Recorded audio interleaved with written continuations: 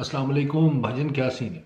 چکر یہ ہے کہ دہشت گردی کا فریق پاکستان میں دوبارہ سر اٹھا رہا ہے، اور جیسے پچھلے دنوں آپ نے خبروں میں دیکھا بھی ہوگا کہ تحریک طالبان پاکستان نے پاکستان میں موجود سیاسی جماعتوں کو بھی دھمکی دی ہے، اور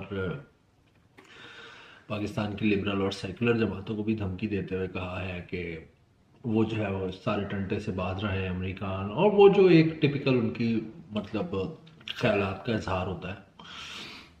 اسی کے ساتھ بڑی تیزی سے انٹیلیجنس رپورٹس آ رہی ہیں کہ سوات کے اندر دہشت گرد پہنچ چکے ہیں، اور وہ نام چاہے وہ جو بھی استعمال کریں، وہ چاہے تحریک طالبان پاکستان ہو، تحریک طالبان افغانستان ہو، یا الذوالفقار کا نام، جو بھی چاہے وہ نام استعمال کرنے، نام سے کیا فرق پڑتا ہے۔ اصل چکر تو یہ ہے کہ دہشت گرد واپس پاکستان میں پہنچ چکے ہیں۔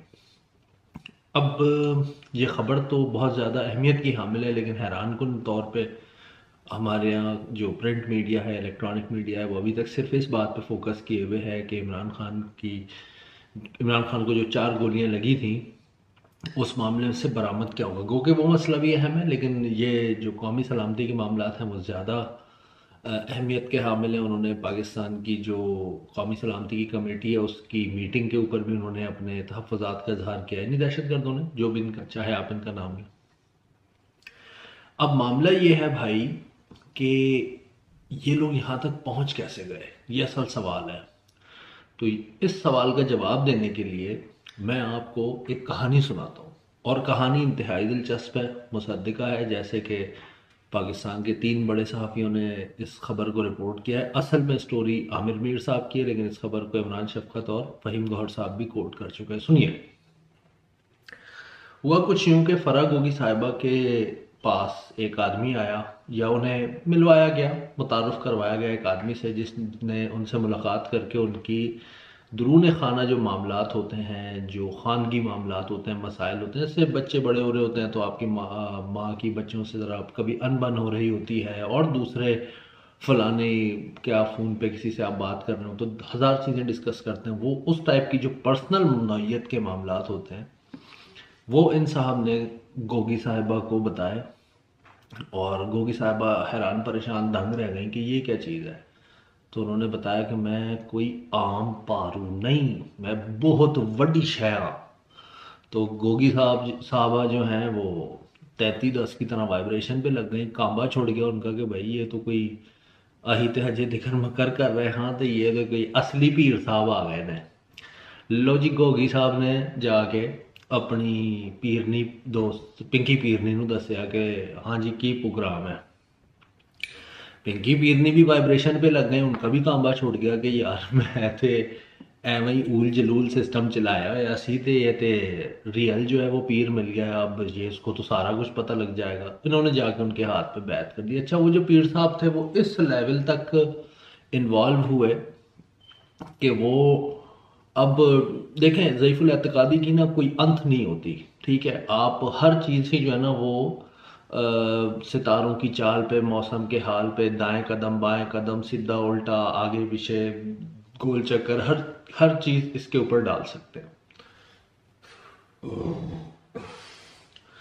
تو پنکی پیرنی صاحبہ جو ہے وہ ان کو یہ جو بابا جی تھے وہ آ کے کوئی بات کہتے تھے کہ آج فلاں سے ملے ہیں خان صاحب، آج فلاں سے ملے ہیں۔ پنکی پیرنی صاحب آ کے عمران خان سے کو بتاتی تھیں کہ آج آپ اس سے ملے تھے، آج آپ اس سے ملے تھے، آج آپ نے یہ بات کی تھی۔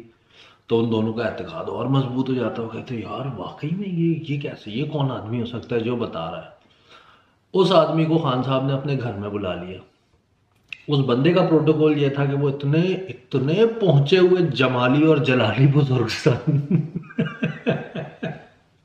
کہ وہ کہتے تھے کہ جب میں آؤں گا تو گھر میں کوئی اور نہیں ہونا چاہیے، کوئی جانور نہیں ہونا چاہیے، پاک ہونا چاہیے، وہ جو ایک ٹپیکل نقشے بازیاں ہوتی ہے۔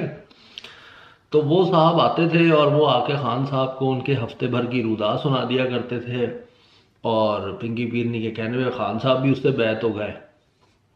اور جناب کیا ہوا کہ خان صاحب نے کہا اپنی وزارت عظمیٰ کا معاملہ حل کیا، تو انہوں نے ڈسکس کیا، اس کا حل پوچھا، تو ان صاحب نے فرمایا کہ پتریے تو وزیر اعظم ایک کوئی صورت رہ سکنا ہے کہ جو چیف آف آرمی سٹاف ہے وہ فیض حمید بن جائے۔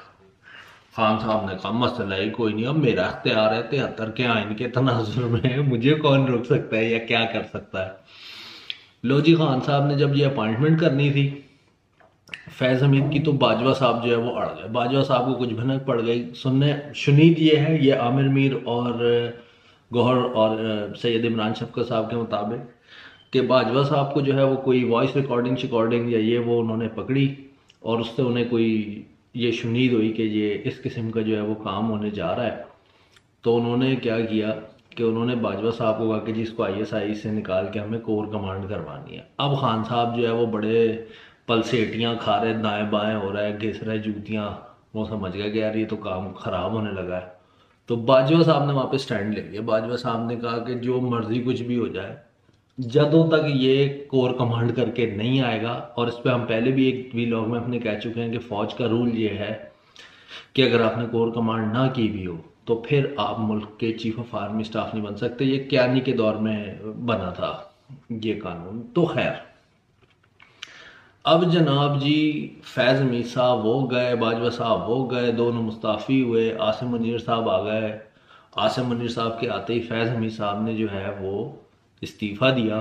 کہانی بھی چل رہی ہے، ابھی ختم نہیں ہوئی ہے دلچسپ ہے نا، لیکن کہانی ریئل ہے۔ لو جی، عاصم منیر صاحب نے اپنا اوتھ لیا، ان کے اوتھ لیتے ہی جو ہے وہ فیض حمید صاحب نے استعفیٰ اپنا رکھ دیا کہ سر میں چلیا، چنگا جی، السلام۔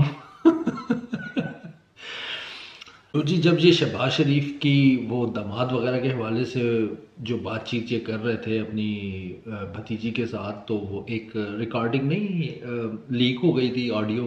تو اس وقت اس کی انویسٹیگیشن کرتے کرتے پاکستان کے انٹیلیجنس اداروں نے ایک بندے کو پرائم منسٹر ہاؤس سے گرفتار کیا، جس کا کوڈ نیم بیسیکلی ارسلان تھا، اصل نام عبد الرحمان تھا۔ تو وہ ISI کے لیے کام کر رہے تھے وہ صاحب، اور ان کی جاب ہی یہی تھی کہ انہیں ریکارڈنگز وغیرہ کر کے آڈیو وغیرہ بنا کے اور فیض حمید صاحب کو بھیجی تھی۔ وہ فیض حمید صاحب کے ڈائریکٹ سبارڈینیٹ تھے۔ جب اس بندے سے انویسٹیگیشن ہوئی تو اس بندے نے یہ بتایا، یہ جو عبد الرحمان المعروف ارسلان ہے، کہ میرے ساتھ 2 بندے اور تھے، ایک سعودی عرب میں تھا اور ایک UAE میں تھا۔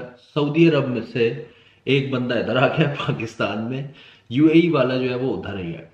اچھا، اب UAE والا جو بندہ ہے اس کے بارے میں گور صاحب کا دعویٰ یہ ہے کہ UAE والا بندہ وہی ہے جس نے ارشد شریف کو UAE سے نکلوا کر کینیا بھیجا تھا۔ کہانی مزیدار ہوتی جا رہی ہے نا، غیر یقینی سی۔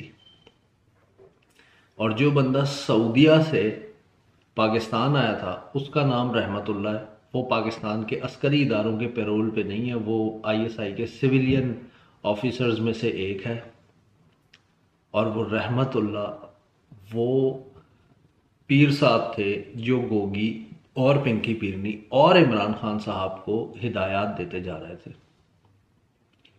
جن ہدایات میں سے ایک سب سے اہم یہ بھی تھی کہ عاصم منیر جو ہے وہ عمران خان کے لیے خطرناک ہو سکتا ہے، اس کو عہدے سے ہٹایا جائے، اور عمران خان اگر اگلی ٹرم پوری کرنے چاہتے ہیں وزارت عظمیٰ کی تو لازمی فیض حمید صاحب کو چیف آف آرمی سٹاف بنائے۔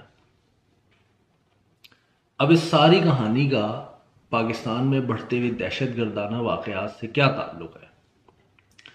میرا خیال ہے یہ بتانے کی ضرورت نہیں ہے، لیکن چلیں اب موقع بھی ہے، دستور بھی ہے، تو ہم ہی بتا دیتے ہیں کہ جب آپ کے انٹیلیجنس کے ادارے یہاں پر اقتدار کا کھیل کھیل رہے ہوں گے، جب فیض حمید صاحب ISI کا وہ نیٹ ورک جس کا کام ملک کی حفاظت کرنا ہے اور شہریوں کو تحفظ فراہم کرنا ہے، اس کو اپنی پروموشن کے لیے استعمال کر رہے ہوں گے، تو آپ کا کیا خیال ہے کہ پاکستان میں دہشت گردی بڑھے گی یا کم ہوگی؟